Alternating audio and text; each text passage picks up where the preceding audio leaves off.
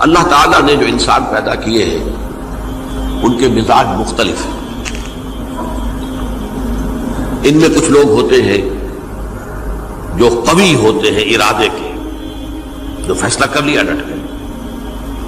کچھ لوگوں میں وہ قوت ارادی اتنی مضبوط نہیں ہوتی، وہ ادھر ادھر سوچتے رہتے ہیں.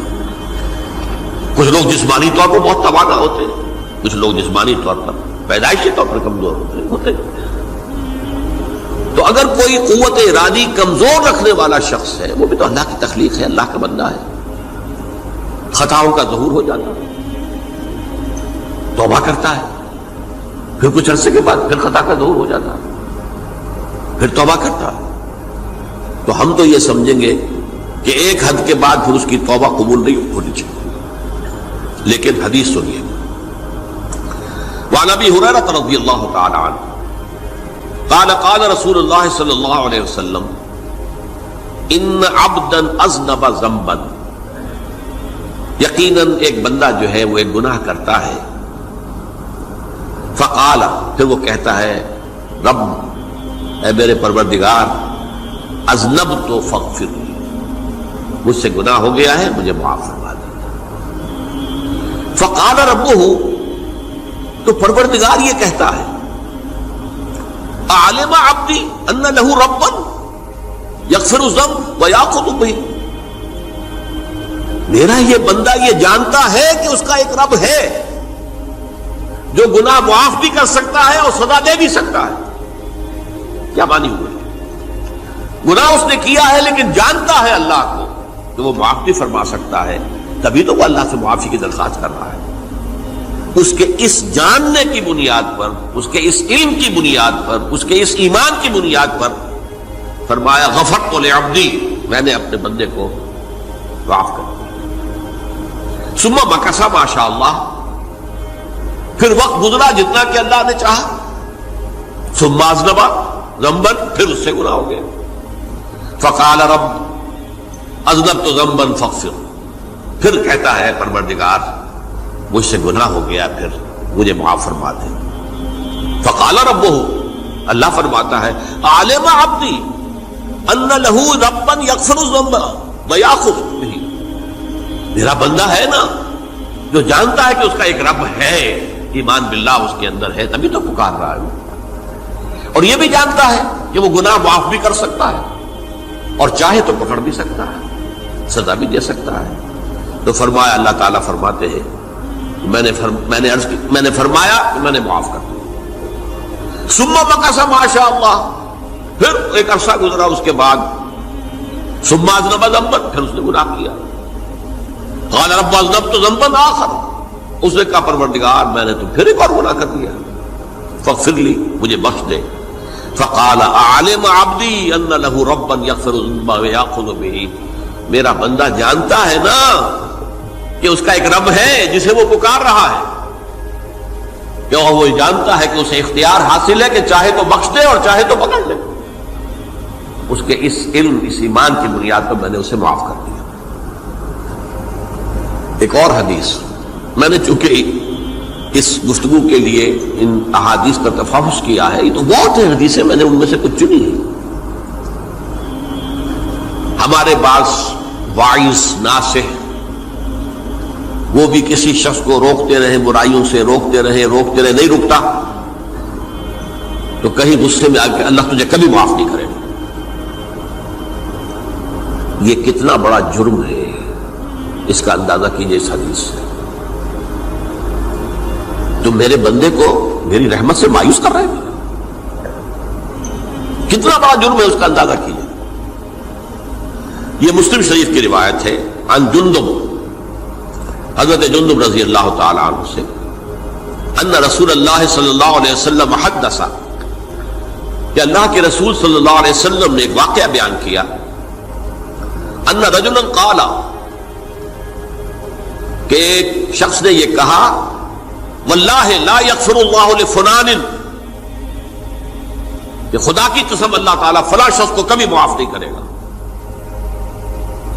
وَأَنَّ اللَّهَ تَعَالَى قَالَ، اس پر اللہ تعالیٰ نے یہ فرمایا منزل الذی یتعلی علیہ، یہ کون ہے جو میرے اوپر حکومت کرنے والا آ گیا، جو میری طرف سے حکم لگا رہا کہ میں کبھی معاف نہیں کروں گا؟ منزل الذی، کون ہے وہ شخص، الذی یتعلی علیہ انی لا اغفر لفلان، کہ میں فلاں شخص کو کبھی معاف نہیں کروں گا، قد غفرت لفلان، اس کو تو میں نے معاف کر دیا، واحبطت عملہ، اس شخص کے تمام اعمال میں نے ضائع کر دیے کہ تم نے میرے بندے کو مایوس کیا۔ یہ ہے جرم کی انکار۔ تو توبہ کی دعوت دیتے رہو، توبہ کے لیے لوگوں کو آمادہ کرتے رہو، توبہ جو ہے اس کے لیے ترغیب دیتے رہو، اللہ تعالیٰ معاف فرمانے والا۔ اب آخری حدیث سنا رہا ہوں، یہ تو بہت ہی عجیب حدیث ہے اور متفق علیہ، یہ بخاری اور مسلم دونوں میں۔ حضرت ابو سعید الخدری رضی اللہ تعالی عنہ جو ہے وہ اس کے راوی ہیں۔ حضور نے فرمایا کانا فی من کانا قبلکم رجل قتل 99 نفسا، تم سے پہلے جو امت تھی بنی اسرائیل، گویا کہ ان کا ذکر ہے، اس میں ایک آدمی ایسا تھا جس نے 99 قتل کیے تھے۔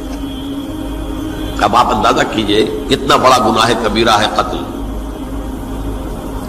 قرآن مجید میں آتا ہے وَكَأَنَّمَا قَتَلَ النَّاسَ جَمِيعًا، اگر ایک انسان کو بھی ناحق قتل کر دیا گیا تو یہ ایسی ہے گویا کہ اس نے پوری نوع انسانی کو قتل کر دیا، اس نے 99 قتل کی۔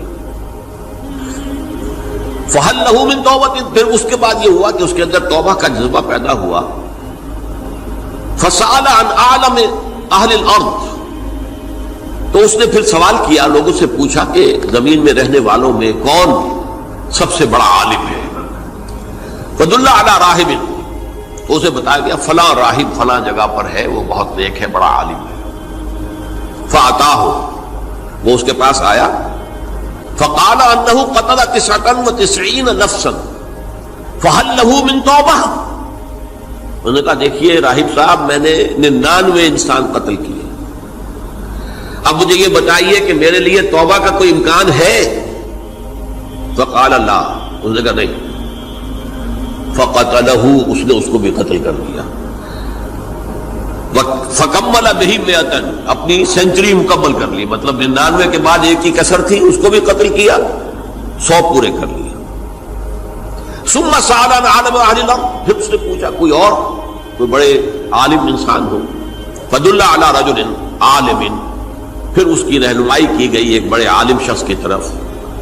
فَقَالَ إِنَّهُ قَتَلَ 100 نَفْسٍ، تو اس نے وہاں جا کر کہا کہ میں 100 انسان ہلاک کر چکا ہوں، قتل کر چکا ہوں۔ فَهَلْ لَهُ مِن تَوْبَةٍ، میرے لیے توبہ کا کوئی امکان ہے؟ فَقَالَ نَعَمْ، کہا کیوں نہیں، 100 قتل کیے تب بھی کیا ہے، توبہ کا راستہ دروازہ کھلا ہوا، مَا لَمْ يُغَرْغِرْ، جب تک کہ وہ گھنگرو نہیں بج رہا اس وقت تک تمہارے توبہ کا دروازہ کھلا ہوا ہے۔ فرمایا نعم، وَمَن يَحُولُ بَيْنَهُ وَبَيْنَ التَّوْبَةِ، تمہاری توبہ کے درمیان اور تمہارے درمیان کون حائل ہو سکتا ہے؟ توبہ کا دروازہ کھلا ہے۔ لیکن ساتھ ہی کہا انطلق الی ارض کذا و کذا، اب تم ایسے کرو جہاں تم رہتے ہو وہاں نہ جاؤ واپس، وہاں کا ماحول اچھا نہیں ہے، معاشرہ اچھا نہیں ہے، ہو سکتا ہے کہ تم توبہ پر قائم نہ رہ سکو، تم فلاں جگہ چلے جاؤ، وہاں اچھے لوگ آباد ہیں، ان میں جا کر رہو۔ فإن بها اناس یعبدون اللہ تعالی، وہاں ایسے لوگ آباد ہیں جو اللہ کی بندگی کرتے ہیں۔ فاعبد اللہ معہم، تو تم ان کے ساتھ مل کر اللہ کی بندگی اور پرستش کرو۔ ولا ترجع الی ارضک، اپنی زمین کی طرف اپنے وطن میں واپس بن جاؤ۔ فإنها ارض سوء، وہ بری جگہ ہے۔ فانطلقا، تو وہ چل پڑا، ہجرت کر رہا ہے، اس جگہ جا رہا ہے جہاں کا راہب نے بتایا تھا۔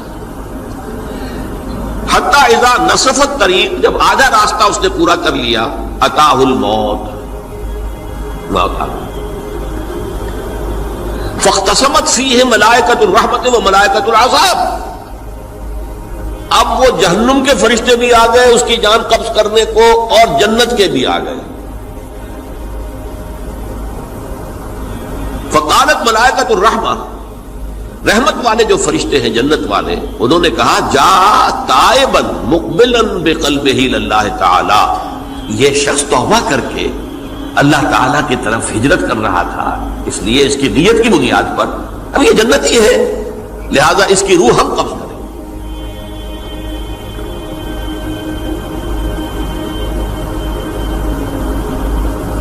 وقالت الملائکۃ العذاب، اور وہ جو عذاب والے فرشتے ہیں وہ کہیں گے انہ لم یعمل خیرا قط، تو نے توبہ کے بعد کوئی نیک عمل تو کیا ہی نہیں، تو کس بنیاد پر اس کو تم جنت میں لے جاؤ گے؟